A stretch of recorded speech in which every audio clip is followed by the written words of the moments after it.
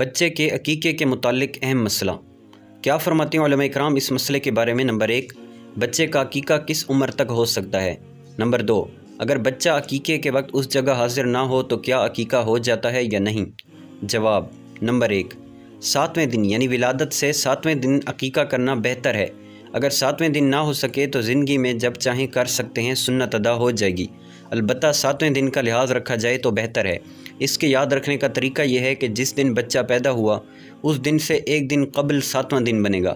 مثلاً بچہ جمعہ کو پیدا ہوا تو جمعرات 7واں دن ہے، اور ہفتے کو پیدا ہوا تو 7واں دن جمعہ ہوگا۔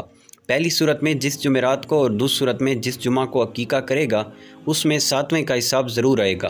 ہاں، البتہ فوت ہو جانے کے بعد عقیقہ نہیں ہو سکتا کہ عقیقہ شکرانہ ہے اور شکرانہ زندہ کے لیے ہی ہو سکتا ہے۔ نمبر 2، عقیقہ کرتے وقت بچے کا عقیقے کی جگہ حاضر ہونا کوئی ضروری نہیں، بلکہ اگر بچہ دنیا کے کسی بھی کونے میں ہو اس کی طرف سے عقیقہ ہو جائے گا۔ اعلیٰ حضرت رحمۃ اللہ تعالی والدین کو اولاد کے حقوق گنواتے ہوئے تحریر فرماتے ہیں، 7ویں اور نہ ہو سکے تو 14ویں ورنہ 21ویں دن عقیقہ کرے۔ صدر الشریعہ مفتی امجد علی اعظمی رحمۃ اللہ تعالی تحریر فرماتے ہیں، 7ویں دن اس کا نام رکھا جائے اور اس کا سر منڈایا جائے اور سر منڈنے کے وقت عقیقہ کیا جائے اور بالوں کو وزن کر کے اتنی چاندی یا سونا صدقہ کیا جائے۔ مزید فرماتے ہیں، عقیقہ کے لیے 7واں دن بہتر ہے اور 7ویں دن نہ کر سکیں تو جب چاہیں کر سکتے ہیں، سنت ادا ہو جائے گی۔ بعض نے یہ کہا کہ 7ویں یا 14ویں یا 21ویں دن یعنی 7 دن کا لحاظ رکھا جائے، یہ بہتر ہے۔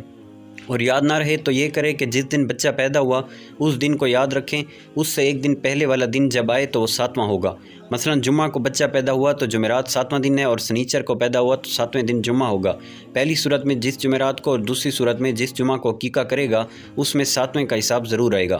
مفتی امجد علی اعظمی رحمۃ اللہ تعالی سے سوال ہوا کہ مردہ کی جانب سے عقیقہ جائز ہے یا نہیں، تو آپ نے جواباً تحریر فرمایا، مردہ کا عقیقہ نہیں ہو سکتا کہ عقیقہ دم شکر یعنی شکر کا خون ہے اور یہ شکرانہ زندہ کے لیے ہی ہو سکتا ہے۔ واللہ تعالی عالم عز و جل و رسولہ صلی اللہ تعالی علیہ وآلہ وسلم۔